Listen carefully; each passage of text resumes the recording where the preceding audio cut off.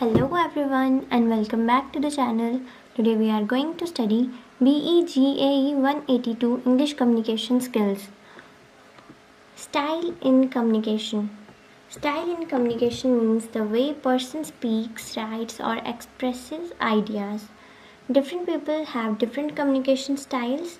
A good communication style helps people understand the message clearly and creates positive relationships. Communication style includes the choice of words, tone of voice, body language and attitude. Style in communication ये एक ऐसा तरीका है जिसमें कोई इंसान बोलकर, लिखकर या अपने तरीके से अपने आइडियाज़ एक्सप्रेस करता है। एक अच्छा कम्युनिकेशन स्टाइल लोगों को आपकी बात क्लियर समझाने में मदद करता है और रिश्ते अच्छे बनाता है। वर्ड्स का चॉइस, टोन ऑफ वॉइस, बोलने का तरीका और बॉडी लैंग्वेज और आपका एटीट्यूड, इन सब पर ये डिपेंड करता है। 4 मेन कम्युनिकेशन स्टाइल्स हैं। कौन कौन से? फर्स्ट है असर्टिव कम्युनिकेशन। इसमें इंसान अपनी बात और फीलिंग्स को पूरे कॉन्फिडेंस और क्लैरिटी के साथ बोलता है। बोलते वक्त वो दूसरे लोगों की इज्जत रिस्पेक्ट भी करता है। इस तरीके को सबसे मोस्ट इफ़ेक्टिव माना जाता है। नेक्स्ट है एग्रेसिव कम्युनिकेशन। इसमें इंसान बहुत ही गुस्से या रूड तरीके से बोलता है।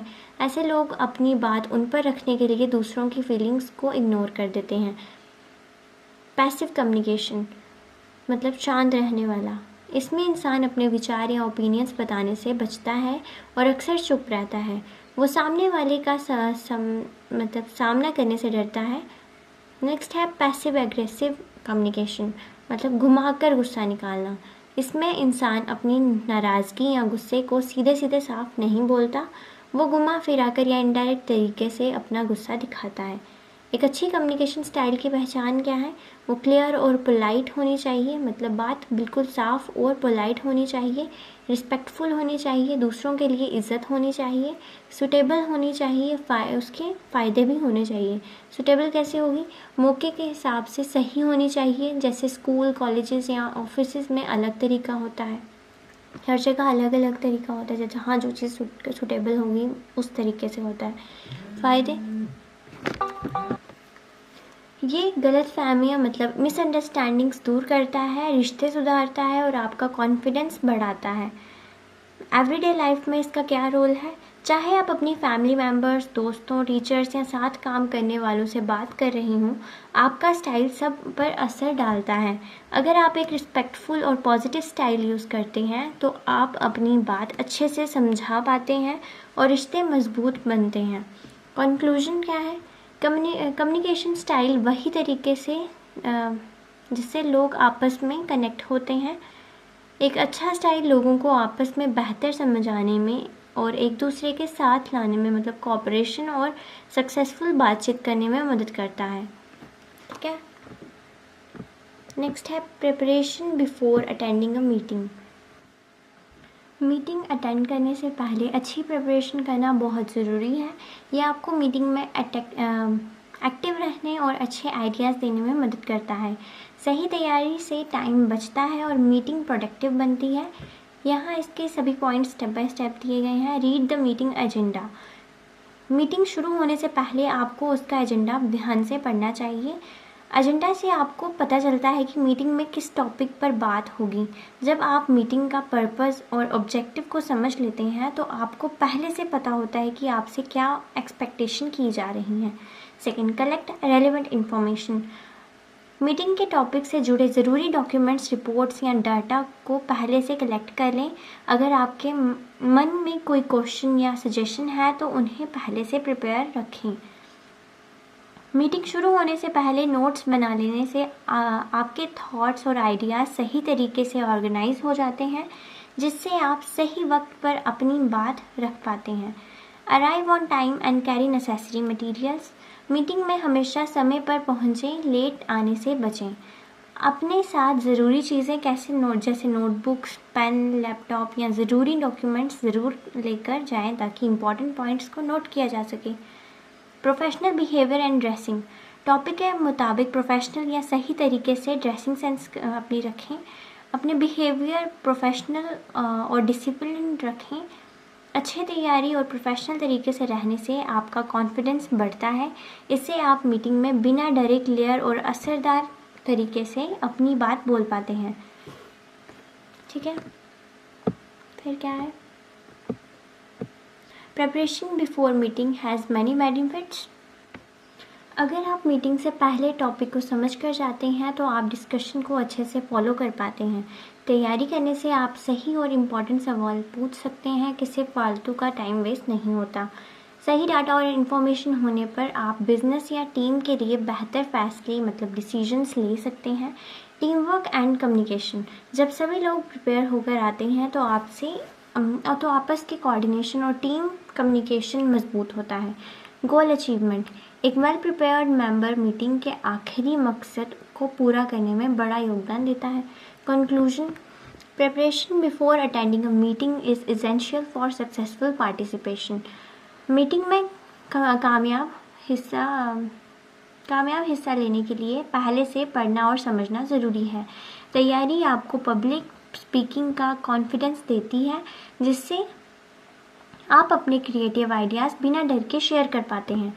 इससे मीटिंग का टाइम बचता है और डिस्कशन का कोई आउटपुट मतलब फ़ायदेमंद रिज़ल्ट निकलता है। मैं आपको ये सारे नोट्स दे दूँगी, आप इनको रिवाइज़ कर लेना। मैं बस ओवरव्यू दे रही हूँ ताकि आप अच्छे से पढ़ सको। टाइम कम है और है शॉर्ट नोट्स बहुत सारे। Kinesics is the study of body movements and their role in communication. It is an important part of non-verbal communication. Through kinesis, people express their thoughts, feelings and emotions without using words. किनेसिस का मतलब होता है body movements और उनके role का study करना। इसमें हम बिना बोले अपनी बात समझाते हैं। फेशियल एक्सप्रेशंस, आपका चेहरा सब कुछ बयान कर देता है। जैसे स्माइल करने से खुशी और दोस्ती दिखाती है, जबकि फ्रोन से गुस्सा या उदासी झलकती है।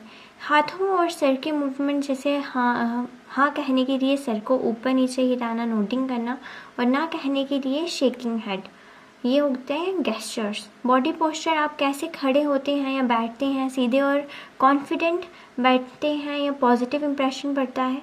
वहीं झुककर बैठने से लगता है कि आपको इंटरेस्ट नहीं है या आप में कॉन्फिडेंट ही नहीं है। सामने वाले की आंखों में देखकर बात करना बहुत ज़रूरी है। यह आपका कॉन्फिडेंस, अटेंशन और सिंसेरिटी दिखाता है। आई कांटेक्ट होता है ये, ठीक है। किनेसिस हमारी बोली हुई बातों को सपोर्ट करते हैं और कम्युनिकेशन को ज़्यादा इफेक्टिव बनाते हैं। कभी कभी हमारी बॉडी लैंग्वेज हमारे शब्दों से भी ज़्यादा सच बोल देती है। अगर आपको किसी स्पेसिफिक पॉइंट के लिए कल्चरल डिफरेंसेस, इसका मतलब है कि बॉडी लैंग्वेज हिलाना, जैसे हाथ हिलाना, स्माइल करना या देखना, हर देश या कल्चर में अलग होता है। एक साइन या आपको देश में अच्छा माना जाता है और हो सकता है कि दूसरे देश में उसे बदतमीजी समझा जाए। कुछ कंट्रीज़ में आंखों में आंखें डालकर बात करना मतलब आई कांटेक्ट कॉन्फिडेंस की निशानी है, जबकि कुछ जगह इसे एग्रेसिव या डिसरिस्पेक्टफुल माना जाता है। इसलिए किसी से बात करते वक्त उनके कल्चर का ध्यान रखना ज़रूरी है। कंक्लूजन, किनेसिस एक साइंटिफिक नाम है जिसका मतलब होता है बॉडी लैंग्वेज की पढ़ाई मतलब स्टडी करना। जब हम बिना बोले अपनी बॉडी के मूवमेंट से बात करते हैं तो उसे कम्युनिकेशन का किनेसिस पार्ट कहते हैं। It includes facial expression, gestures, posture and eye contact. इसमें ये 4 मेन चीज़ें आती हैं। फेशियल एक्सप्रेशन, आपकी खुशी, गुस्सा या दुख जो चेहरे से दिखता है, जैसे स्माइल करना या गुस्से में आईब्रोज छोटी करना। गेस्चर, हाथों और बाजुओं का इस्तेमाल करना। पोस्चर, आप कैसे बैठते हैं, खड़े होते हैं, सीधे खड़े होना कॉन्फिडेंस दिखाता है और झुककर इंटरेस्ट कम है या लेजीनेस शो करता है। आई कांटेक्ट, बात करते वक्त सामने वाले की आंखों में देखना, जो ये बताता है कि आप उनकी बात ध्यान से सुन रहे हैं। इसका फ़ायदा क्या है? अगर आप अपनी बॉडी लैंग्वेज का सही तरीके से इस्तेमाल करते हैं तो आपकी बात सामने वाले को ज़्यादा अच्छे से समझ आती है। ये आपको एक कॉन्फिडेंट और क्लियर कम्युनिकेटर बनाता है, जिससे लोग आपकी बात पर भरोसा करते हैं। पैरालैंग्वेज क्या है? ये बातचीत के उन एलिमेंट्स को कहते हैं जो शब्दों से अलग होते हैं। इसमें आप क्या बोल रहे हैं वो महत्वपूर्ण नहीं होता, बल्कि आप कैसे बोल रहे हैं, वोकल स्टाइल, वो मेन होता है। इसमें कुछ चीज़ें जो मेन है वो है टोन, आवाज़ के लहजा जैसे गुस्सा, प्यार या आदर। पिच, आवाज़ की भारीपन या पतलापन, हाई या लो फ्रीक्वेंसी। वॉल्यूम, आवाज़ की ऊंचाई, लाउडनेस या सॉफ्टनेस। स्पीड, बोलने की रफ्तार, फास्ट है या स्लो है। पॉजेस, बोलते समय बीच बीच में रुकना। प्रोनाउंसिएशन, सब शब्दों का सही उच्चारण करना, ठीक है। एक्सप्रेशन, ये सारे फीचर्स मिलकर बोलने वाले के इमोशंस और एटीट्यूड्स को जाहिर करते हैं। एग्जाम्पल क्या है, एक ही सेंटेंस अलग अलग तरीके से बोलने पर अलग मतलब निकल सकता है। अगर आप नरम लहजे में बात करेंगे तो उसमें अपनापन और वार्मथ दिखेगा। अगर आप रूड या सख्त होगा लहजा आपका, तो वही बात सामने वाले को बुरी लग सकती है। बहुत तेज़ी से बोलने से सामने वाले के लिए बात को समझना थोड़ा मुश्किल हो जाता है।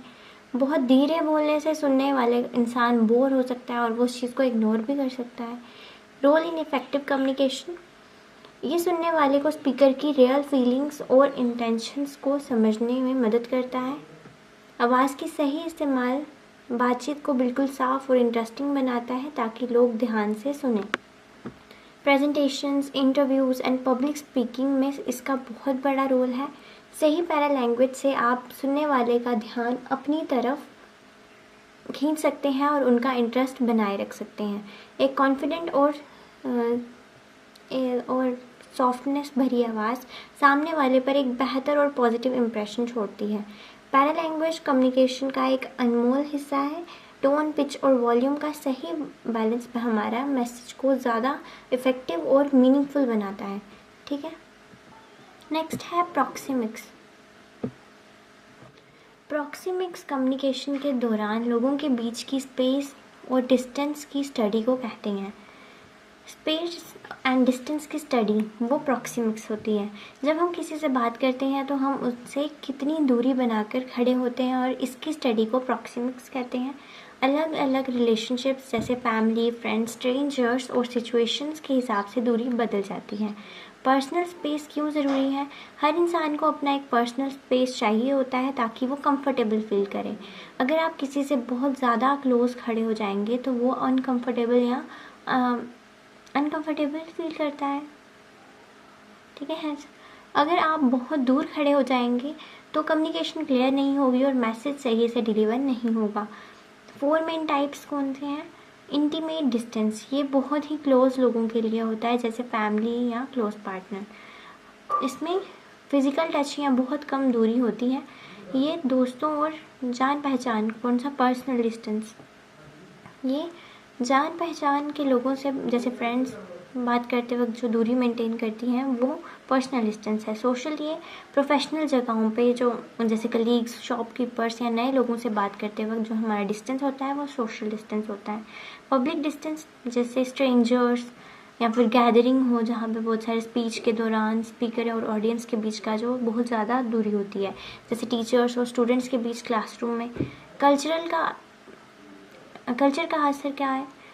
अलग कल्चर अलग रूल्स। प्रॉक्सिमिक्स हर कल्चर में अलग होती है। एक कल्चर में जो दूरी नॉर्मल मानी जाती है हो सकता है वो दूसरे में रूड या अजीब समझा जाए। इसको समझने में आपकी कम्युनिकेशन स्किल बेहतर होती है, मिसअंडरस्टैंडिंग से बचाती है ये। और इसका कंक्लूजन क्या है? सही स्पेस और डिस्टेंस का यूज़ करने से लोग कंफर्टेबल और कॉन्फिडेंस उनमें आता है और बातचीत असरदार मतलब इफ़ेक्टिव होती है, ठीक है। नेक्स्ट क्या है हमारा? Chronemics is the study of time in communication. It examines how people use and value time during interactions. ये कम्युनिकेशन का वो पार्ट है जहाँ हम टाइम का यूज़ करते हैं मैसेज कन्वे करने के लिए। इसमें यह स्टडी किया जाता है कि लोग डेली लाइफ कन्वर्सेशन और रिलेशनशिप्स में टाइम को कितनी इम्पोर्टेंस देते हैं और कैसे मैनेज करते हैं। पंक्चुअलिटी क्रोनेमिक्स का एक बहुत बड़ा हिस्सा है। अगर आप किसी मीटिंग, इंटरव्यू या क्लास में टाइम पर पहुंचते हैं तो ये दिखाता है कि आप सामने वाले के टाइम की रिस्पेक्ट करते हैं और आप अपने काम के लिए सीरियस और प्रोफेशनल हैं। अच्छा टाइम मैनेजमेंट आपको अपने काम सही टाइम पर ख़त्म करने में हेल्प करता है। अगर आप किसी के मैसेजेस या ईमेल्स का लेट रिप्लाई देते हैं या हमेशा हर जगह लेट पहुंचते हैं तो इससे लोगों पर आपका एक नेगेटिव इम्प्रेशन पड़ता है। लोग आपको अनरिलायबल समझने लगते हैं। Cultural views on time.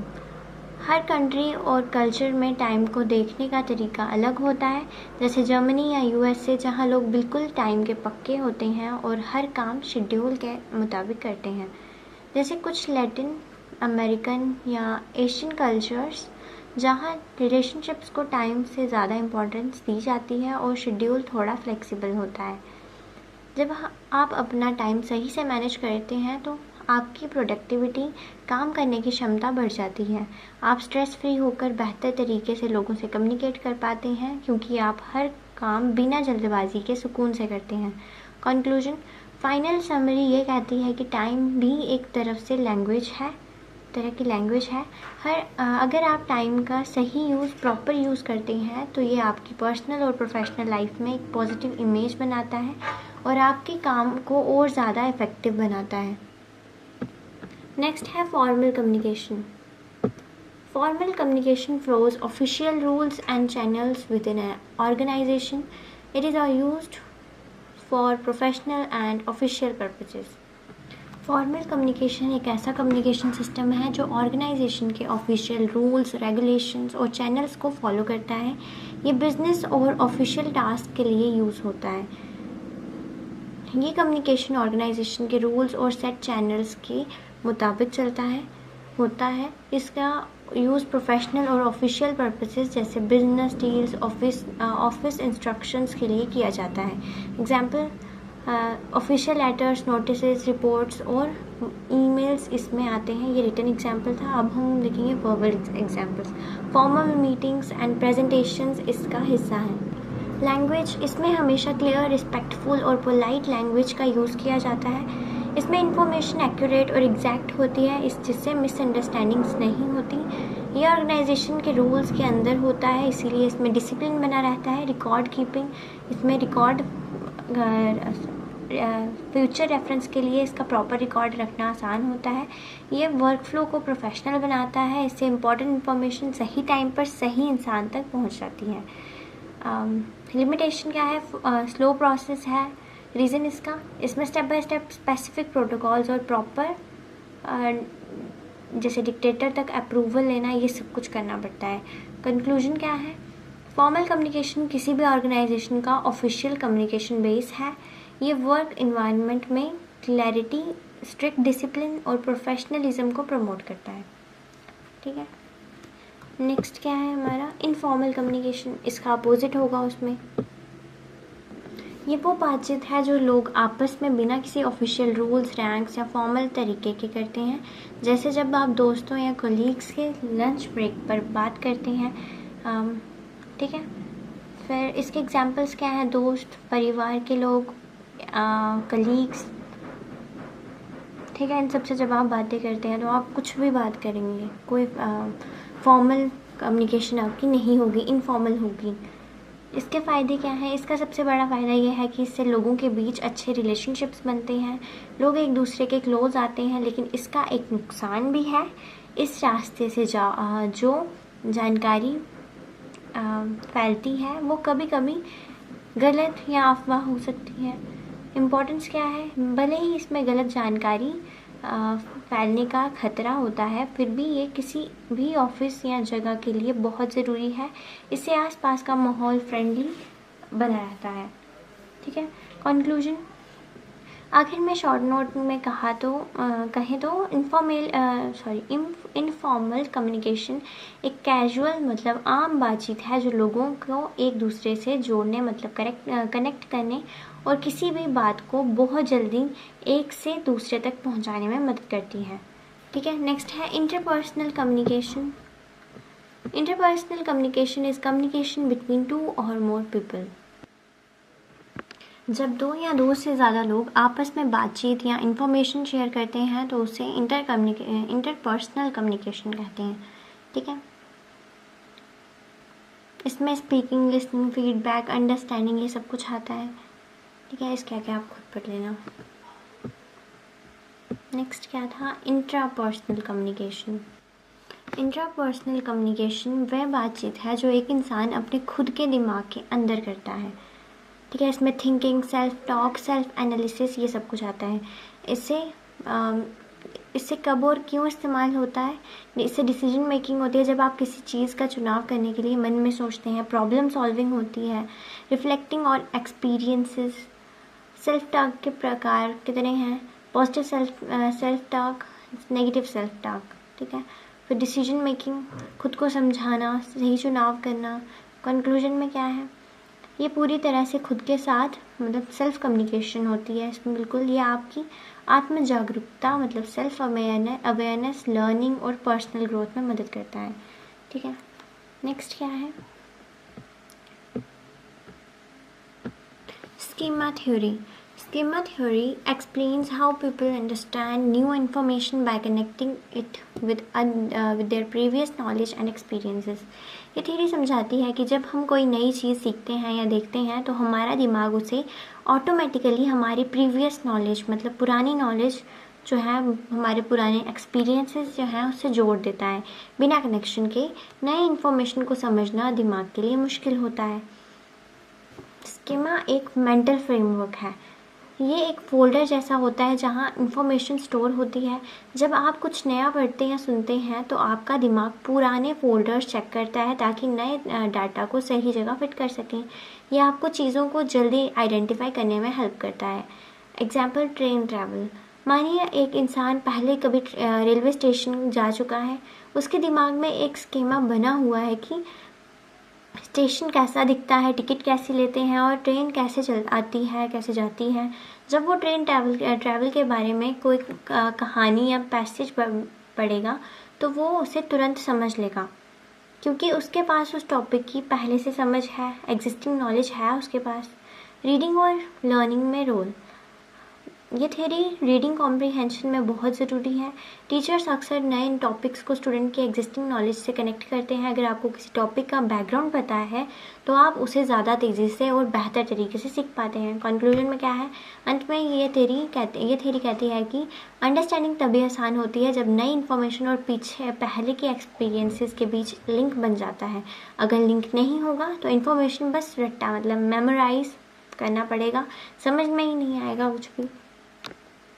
ठीक है, नेक्स्ट टॉपिक क्या है अब हमारा, SQ3R। एक ऐसी रीडिंग टेक्निक है जो आपकी अंडरस्टैंडिंग मेमोरी को इम्प्रूव करती है। इसका फुल फॉर्म 5 स्टेप्स से बनता है। S है सर्वे, Q है क्वेश्चन, 3R क्या है, रीड, रिसाइट, रिव्यू। सर्वे क्या है, इस स्टेज में रीडर पूरे टेक्स्ट को गहराई से नहीं पढ़ता बल्कि क्विकली लुक थ्रू करता है। आप हेडिंग, सब हेडिंग्स, इमेजेस और बोल्ड वर्ड्स को जल्दी देखते हैं। इससे दिमाग को आइडिया मिल जाता है कि टॉपिक किस बारे में है।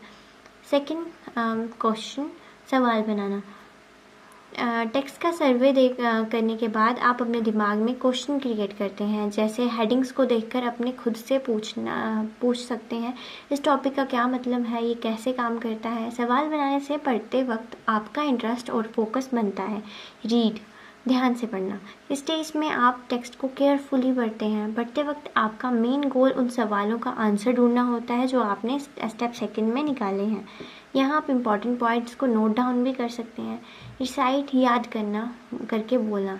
पढ़ने के बाद आप बिना टेक्स्ट को देखें इम्पॉर्टेंट पॉइंट्स को रिकॉल करने की कोशिश करते हैं, याद करने की कोशिश करते हैं। आप इसे ज़ोर से बोलकर या अपने शब्दों में दिमाग में दोहरा कर चेक करते हैं कि आपको कितना समझ आया। अगर कुछ भूल गए हैं तो आप वापस उस सेक्शन को देख सकते हैं। रिव्यू, ये लास्ट स्टेप है। आप अपने नोट्स और मेन पॉइंट्स को दोबारा देखते हैं और ताकि इन्फॉर्मेशन दिमाग में पक्की हो जाए। ये स्टेप एग्ज़ाम से पहले या स्टडी सेशन के एंड में बहुत काम आता है।